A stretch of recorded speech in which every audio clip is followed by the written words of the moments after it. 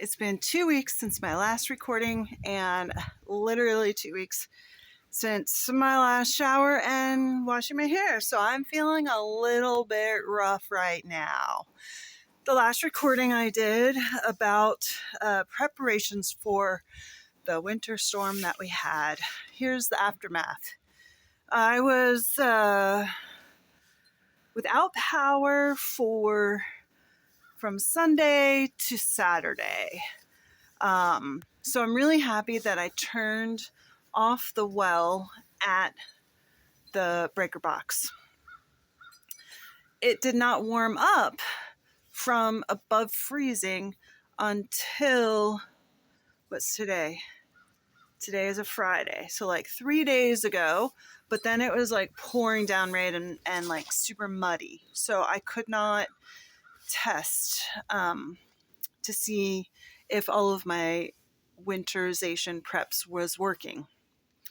So Wednesday, 2 days ago, I had to wait until about 2 o'clock in the afternoon until the temperature got up to like 35 degrees to be able to test this.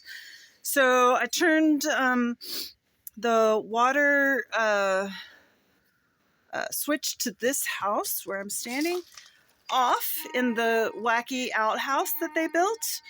And then I turned the water pump on at the meter. And then I subsequently went around the whole entire property and no water was flowing anywhere. Nothing was broken. And then I walked back up here and discovered that the well was leaking water. So today's project, now that it is supposed to warm up for the next, weeks, we're not having any more winter storms right now. It's warm enough to actually open this sucker up. So some of the benefits, obviously, of having your own well water is having your own water. The challenge is that this is served by electricity, and I've done some research as to kind of what it would take just to have a solar generator for this particular thing. And the amount of power that it requires, from my research, I think it's like several $1,000s worth of like one machine just to power this for emergencies. So being on well water, anytime the power goes out, the water doesn't run. So because of that, I hoard water in buckets already. Some of the things that I've done since the storm in preparation, I purchased some collapsible like rain barrels that I can fill up with a hose in future preparation for storms. So what I ended up doing was, inside this house, there is propane supplied to this house. Now, propane is a commodity that changes prices based on demand, right? So sometimes it could be $2, doesn't really cost $2 a gallon anymore. Sometimes it could be $5 a gallon. If you're ordering it in the middle of winter, it can be super expensive. Now, I rent the tank, and it's a 250 gallon tank. You're not allowed to fill it up more than 80%, and you have to order a minimum of 100 gallons to be delivered. So you're talking about, $400 to $500 at a pop, slightly out of the blue, for maintaining the propane.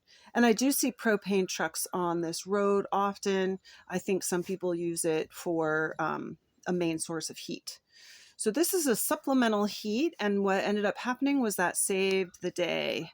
So I had a lot of the buckets that I've accumulated and containers inside the house with the propane heater on low. That lasted me about 5 days. I was iced in. I could not move my vehicle. And I was able to find some helpers who have a much bigger truck, 4-wheel drive, to come over on the 5th day and load up all the empty buckets and drive me to a location not very far away that is basically like a pipe that somebody stuck inside of the mountains, the mountainside. I'm in the foothills of Appalachia, and out comes natural spring water. So it's a like a free source of water that a lot of people utilize who do not have wells or do not have city water. So oftentimes I'll see people with trailers and like those large, big square bucket things. I don't know, containers. I don't know what they're called. In any case, here's my challenge. Well, exciting. That's what I was looking for, moving to this type of location. And this thing it's overkill. It's a beast. It is over constructed, and it is not insulated well enough, obviously. So the challenge is I've already taken off one side of this. It is covered with plywood and then vinyl siding. Vinyl siding is literally like wearing a t-shirt in a blizzard. It is not an insulator. It is not keeping the inside warm. Now, on normal days, I actually have inside of here a thermostat thing that will turn on once the temperature inside there goes below a certain degree, and there should be a heat lamp. Well, the power was out for a week. The temperatures were very cold. It felt like, below zero at certain times. So my challenge now is actually to disassemble this and create something that is more efficient and easier to access. So notice how it looks like a doghouse. Well, the times that I've had to service this, the roof of this is all plywood, lumber, and it's kind of overkill. It is so heavy that it needs two people to lift it. And that's just not going to fly anymore. It just isn't going to work. So what I ended up doing before the storm was I was trying to figure out some sort of pulley system. So I got this guy here, but that only lifts to be able to look inside.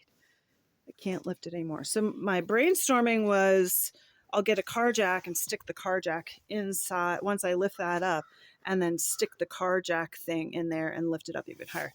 Well, that's just crap. It's stupid. It's so stupid. I'm just going to take it apart.